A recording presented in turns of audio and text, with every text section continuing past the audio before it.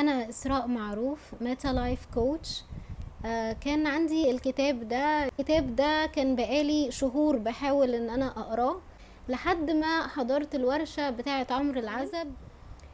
في الورشة دي قدرت انا اخلص الكتاب ده اللي هو 240 صفحة، قدرت ان انا اخلصه في حوالي اسبوع او 8 ايام.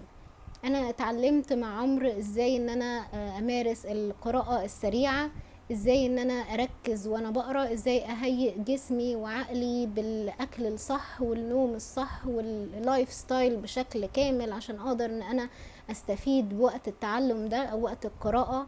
وكمان اتعلمت وسائل كتيرة في الورشة، ازاي ان انا افتكر الحاجة اللي انا بقرأها، وازاي بعد كل تشابتر او بعد كل مجموعة من الصفحات اقدر ان انا الخص اهم النقط.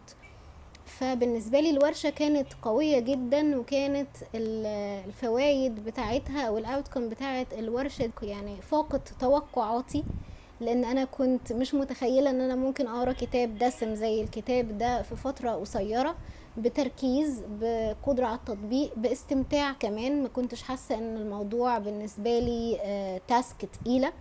فبالنسبة لي الورشة كانت من أهم وأفضل وأقوى الورش اللي أنا حضرتها في حياتي، لأن هي هتفيدني في كذا جانب في حياتي. أنا بقرأ علشان أطور للكورسات بتاعتي وللكتابات والمقالات اللي أنا بكتبها. الورشة دي تنفع أي حد يعني محتاج إن هو يقرأ كتب أو للدراسة بتاعته أو بيعمل أبحاث أو أيا كان الجانب اللي هو عايز يتعلم من خلاله، هيستفيد جدا.